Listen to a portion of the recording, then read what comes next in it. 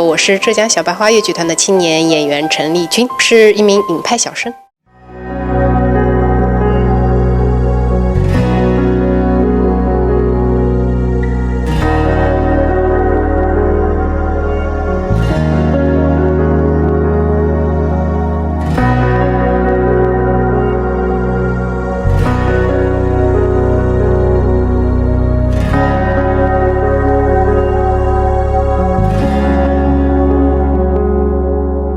青石板留着谁的梦啊？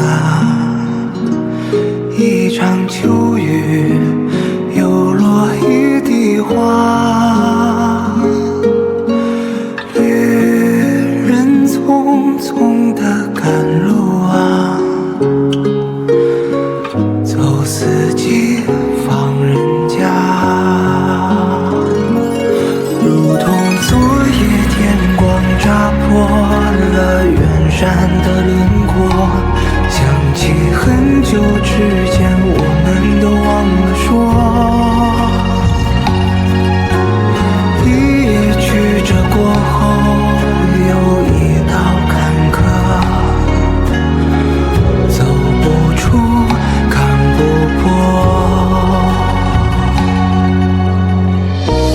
单单只是我们粤剧吧，各个剧种都有像我们这样的年轻人，对这种对自己的剧种保持着万分的热爱，所以这条路上是有孤单，但是不孤寂。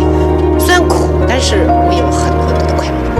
能够让更多人因为我去认识到粤剧，走进粤剧，甚至说喜欢粤剧、热爱粤剧，那对于我来说，这就是一件非常非常荣幸和有成就感的事情。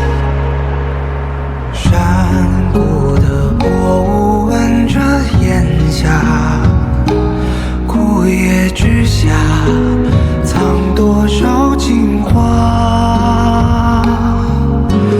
划破天空的归鸟啊，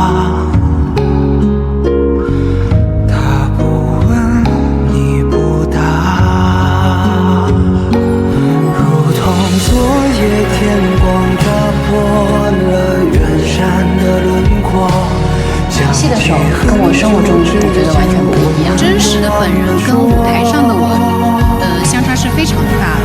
一夜曲折过后又一道坎坷，走不出看不破，